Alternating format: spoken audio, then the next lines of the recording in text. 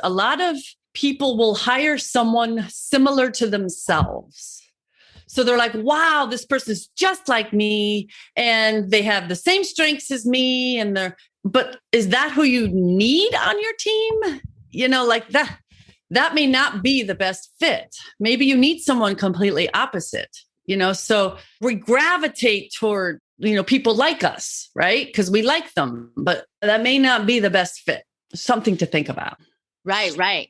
If anybody who read Gretchen Rubin's book, For Tendency, it's breaking down so simple that, personality can be all these vast majority of things, right? If you take the 16 personality quiz or Bryce Meyer, whatever. But actually down to the core, there are 4 different major types. So can you learn each other's type and learn their tendency so you're not butt head with each other?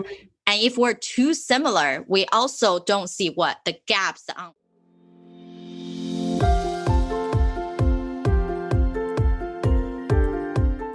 Hey there, my friend. Welcome to the Powerful and Passionate Healthcare Professionals podcast. I'm your host, Sabrina. I am a cardiothoracic surgery PA with a background in public health and neuroscience. I'm also your peak performance coach. I had to say no to working extreme long hours where I was always on call and feeling exhausted, underappreciated, and undervalued, and said heck yes to a life and career that elevates my energy and passion without compromising my health and sanity. Now, I'm among the mission to support ambitious healthcare professional like you with a demanding career to become a confident leader who are living purposefully and fulfilled to truly be both a powerhouse in your career and a passionate person in life. Let's start our journey today. Hi, everyone. This is Sabrina. Welcome to another episode of the Powerful and Passionate Healthcare Professionals podcast. And today we have another exciting guest with us.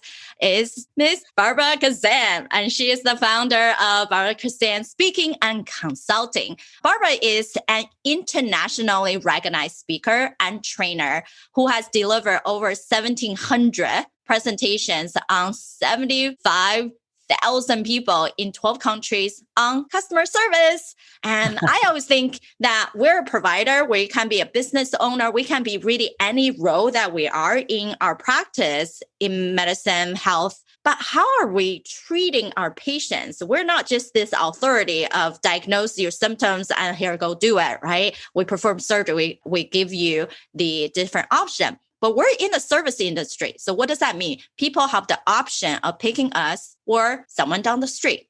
And the differences in how we make ourselves stand out, not only our special niche, the way that we treat people, but it's how they feel as the customer.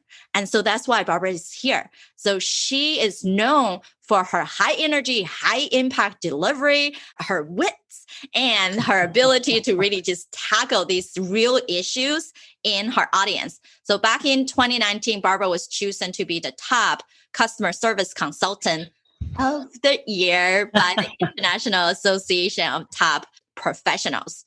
And same year, she was also awarded the CSP, Certified Speaking Professional from the National Speakers Association. And she is one of the 3 women in the world to have achieved both of the destinations as well as the Toastmaster accredited speaker, which is exciting. I'm also in Toastmaster. It's fun to be in the speaking world to really bring out your message. So thank you. Thank you so much, Barbara, for being here with us. I am super excited, Sabrina. Thank you for having me. Yay. I would love it for you to share with our listeners, our providers, in a sense of how did you get here? How did it become speaking and specifically on customer service, something you really devoted yourself into? Okay. Do you want the long version or the short version? Just kidding. So it was a long journey, but a fast one. So I'll make this quick. So out of college, I actually have a bachelor's degree in chemistry. So for 10 years, I worked as a chemist until I realized I don't like it. So I quit, like with having no future job prospects. I don't really recommend that. But I was at the point, here's where I was. I was good at my job, but I didn't like it. And it's hard to get motivated if you don't like what you do for a living. So I quit, no job. So then 8 months later, I joined on with a seminar company, like one of those public seminar companies. So for 10 years, I traveled all over the world teaching all sorts of seminars until I realized I don't like that either. So about 7 years ago, went out on my own, started my own company. I hired a speaking coach because I wanted to teach attitude. I really think that attitude in life is so important. So I hired a speaking coach. I'm very big into coaching. And he said, companies don't buy attitude. What they buy is customer service, leadership, and communication. Pick one. So I chose customer service because customer service is attitude, but I'm obsessed with customer service. Everywhere I go, I see it. I mean, I travel a lot. My mom has been in and out of the hospital my entire life. So healthcare is where I was drawn, and customer service, and together, that's where we are. Yay. Yeah, exactly. What are you drawn to, right? Like a lot of us are thinking about the career path that we pick is that does it align with what we wanted, our future, right? And then I also say, does it align with the lifestyle you wanted? And does it align with something you wanted to grow, right? And then I'm so excited for you. It's like, well, I kind of just learned a bunch of stuff and then this is what I'm drawn to. So how come this is a particular way that you feel like one of the most important factor into our growth success as a practitioner and also a business owner per se to deliver care for our community? Oh, I'm so passionate about the patient experience because I think it's one of the easiest things to deliver. I mean, like what you said, there's a lot of competition for healthcare. And nowadays, with all these vaccination sites, people are being introduced to all sorts of different competitors. Where are they going? Walgreens, CVS. A friend of mine went down to a tent in a parking lot south of me and learned about a new healthcare organization. Is it Albert? So people have lots of choices. And what's interesting, they're being treated very well at these vaccination sites. Like they'll come out and be like, wow, I feel so special. So to deliver that extraordinary experience, it doesn't take a lot of time. What it takes is presence with each patient, each moment to create that memorable experience, just like you stated. Why I like it is that it's not about time. It doesn't take a lot of money. It doesn't take a lot of time to create that positive, memorable experience. Yes, it's very personalized in a way. And we talk even personalized medicine and people start talking in genomics, right? Cell, individual, like sequencing, gene expression. But we don't have to even go down to that much science, but just on the personal people to people level is you make them feel good, appreciated, valued, right? And being heard, seen. And then, of course, they wanted to come back to you because you're so important. You're almost a friend, a very true supporter, and not just, well, I have to go to my doctors to get this prescription. Oh, what else are they going to tell me? Right. Right. Especially a lot of people, I feel like the younger, the 20s, 30s, and even maybe some 40s, we feel like, oh, our body is pretty healthy. I don't need a primary care even. Why do I need to see someone? I'll just see someone for a specialty if I need something. And that is not what we always trying to do is prevention, right? Prevention in medicine. We know it's the less costly and better result. And that means how can you preventatively carry out best service, the best customer experience for your people so they continue to come back to you and not feeling like this is a one-time deal. Right. I even remember one of my primary care doctor, he's in a convenient location. I like him a lot, but I never went back because his front desk and billing people are just difficult to work with. That's right. And it amazes me how the front desk folks or the people that answer the phone are usually the least paid, least trained, yet they're the first impression and they set the tone for every other interaction. So it always amazes me how I don't think a lot of practices pick the right people for those spots. I mean, like that person needs to like people. They need to be upbeat. They need to be friendly, and I think that some of the people we pick are very efficient. They're fast and efficient, but I don't think they like people. So, Yeah, like you're so right. Like even with my double win system in healthcare, right? How can you spend less time and achieve more to really truly enjoy the fruit of your labor in your professional world and your personal world? One of the crucial steps in my system is creating irresistible influence. And that influence is not just saying we're a leader, we're a provider, we're a customer service representative. That influence means how do you attract the right people to you? And when you have them and not diminishing them, and means sometimes you just have to say no to the wrong people, right? And one of the thing I love to say is when you think about your circle of friends, if you don't feel inspired, then you don't have a circle, you have a cage. That's the same concept when we work with other people who are our office managers, who are our colleagues, who are our MAs, who are the people in the front desk, greeting people at the door even, right? Yeah. Check in. Who are these people that you feel like, oh, I see that person, I talk to them, I just naturally lit up. And those are the people that we should gel together. That's right. Right. You get one negative person and it impacts everybody. So we need to be really picky about who's on our team. Exactly. So Barbara, do you have some suggestions on how do we hire these right people or how do we come across them? What do we need to really pick out? I think it's hard nowadays because I've been fooled. Have you ever been fooled? These people interview well and they seem to be great. And then after about a month, they're completely different. So I think it's, first of all, being very clear with your culture. What is your practice's values? Like, what do you represent? And then I would have other team members interview them. I would have everybody interview this person, especially the ones that need to work with them, because they'll see things you don't. But then I would still have a 90-day policy. If you don't exceed or meet these expectations by 90 days, you're out of here. And that's like their choice, right? Set the clear expectations up front. Oh, boy. But then the leaders, the physicians and the office managers need to demonstrate, right? They need to treat them well and demonstrate what they want them to do. Exactly. And that's the part we say, let's not diminishing that talent, right? Highlight that. Right. And if you don't even know how you could potentially, there's 6 different types of diminisher. If you don't even know what you're doing, then of course, you are not going to appreciate your team the way that they deserve to be appreciated. And then they are not going to step up to be their best either. And to say that we have to be cautious about when we need to hire, right? Have these policy in place just so we have some meat in the game, right? That's correct. We can be even more self-efficient, motivated, and be able to be an innovator in our own individual as well.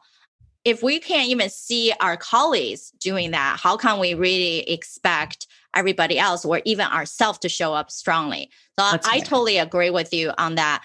Everybody in the team, especially those who are going to work with the new hire, need to be on that conversation of interview. It's not to be intimidating. It's just simply, can our personality match so we can work easily together and not hire based on how many CVs certification you have? Right.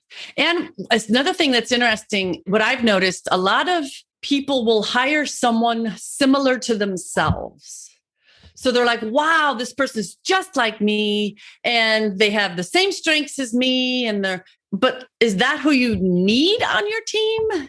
Like that may not be the best fit. Maybe you need someone completely opposite, so we gravitate toward, people like us, right? Because we like them, but that may not be the best fit. Something to think about. Right. If anybody who read Gretchen Rubin's book, For Tendency, it's breaking down so simple that, personality can be all these vast majority of things, right? If you take the 16 personality quiz or Bryce Meyer, whatever. But actually down to the core, there are 4 different major types. So can you learn each other's type and learn their tendency so you're not butt head with each other? And if we're too similar, we also don't see what the gaps on other people are seeing. That's right. Yeah. And then like troubleshooting, I mean, like if you're too similar, you're narrow-minded. So you need someone that can help you think, oh, look, this is what we need to change. This is where we can improve. But if you're too similar, you won't see it. Right. And then be okay when people are speaking up and that has nothing, you didn't even thought about it. But at least remember this, people are always right 10% at a time. So you can be more exploratory when people are bringing you new ideas on how to remodel, how to change. So that's why even from anybody out there who come to me, oh, they wanted to open up their own practice where they just wanted to make a lateral move into consultant or a completely different field in medicine. Like, that's awesome. But think about when you become your own boss or when you're trying to search for the next career, let's not search for exact description on what you want to do, but search for the dream boss that you want to have. And that also means if you're creating your own practice, you need to become that ideal boss you want to have for everybody else around you. Absolutely. It all starts at the top.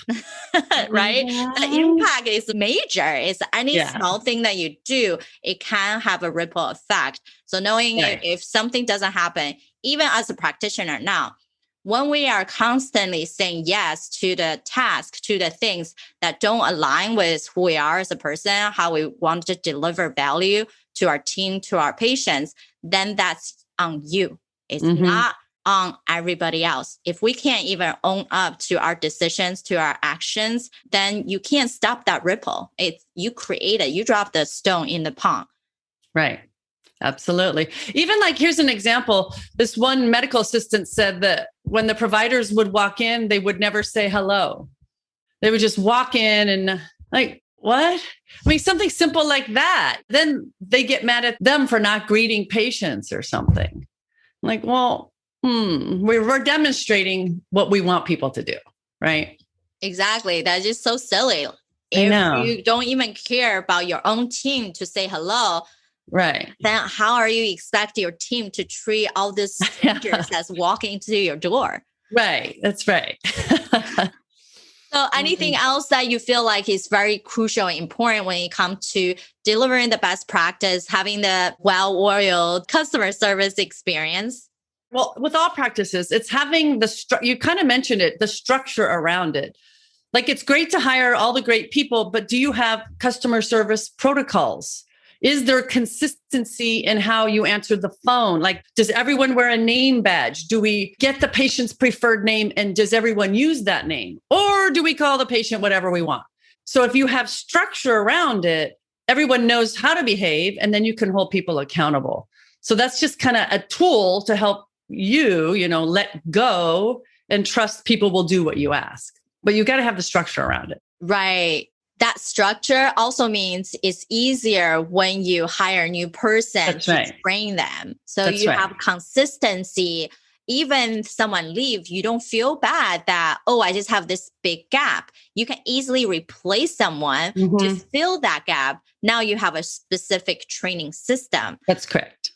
Right. And having the right people is hard. Just like what Barbara is saying, right? Like you're saying, it's difficult sometimes. Like, who's going to come into your door? Like, if the person is just acting on the best behavior, but then the truth come out. And one of my clients, I just spoke to him this morning. He runs a huge chiropractic, 20 different providers under him. And guess what? One biller walked out after 5 years. He felt detrimental. How can we even change that?